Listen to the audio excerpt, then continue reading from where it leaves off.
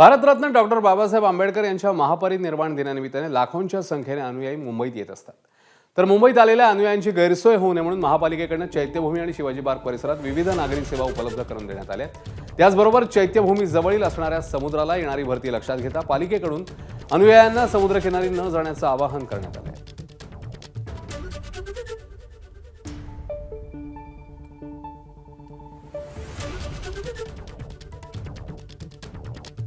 Bharat Ratna doctor Babasaheb Ambedkar यांच्या 69व्या महापरिनिर्वाण दिनानिमित्त जी आहे ती लाखोंच्या संख्येने अनुयायी जे ते चैत्यभूमी येथे अभिवादन करण्यासाठी दाखल होऊ लागलेले आहेत आणि त्यासाठी विशेष अशी मुंबई महानगरपालिकेकडून व्यवस्था सुद्धा करण्याचा प्रयत्न या ठिकाणी झालेला आपल्याला पाहायला मिळतोय।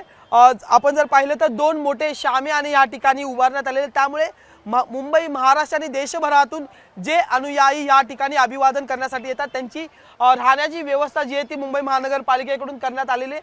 त्यासोबतच आपण जर पाहिलं तर एकीकडे आता या ठिकाणी आरोग्य व्यवस्था उभारण्यात आलेली आहे, तसंच त्यासोबतच जे अनुयायी लहान लेकरासोबत तान्या लेकरासोबत या ठिकाणी येतात त्यांच्यासाठी विशेष असा हिरकणी कक्ष सुद्धा या ठिकाणी उभारण्यात आलेला आहे। या शामियानाच्याच मागे या सगळ्या अनुयायांसाठी पाण्याची व्यवस्था, शौचालयाची व्यवस्था सुद्धा महानगरपालिकेकडून करण्यात आलेली आहे। आणखी एक महत्त्वाची बाब म्हणजे की यंदा 5 आणि 6 डिसेंबरला समुद्राला भरती आहे, त्यामुळे महानगरपालिकेकडून जे ते समुद्र किनारी सुद्धा मोठ्या प्रमाणात एकंदरीत अग्निशामक दलाची तुकडी जी आहे ती तैनात करण्यात आली, त्यामुळे अग्निशामक दल जे समुद्र किनारी तैनात झालेलं ही पाहायला मिळते।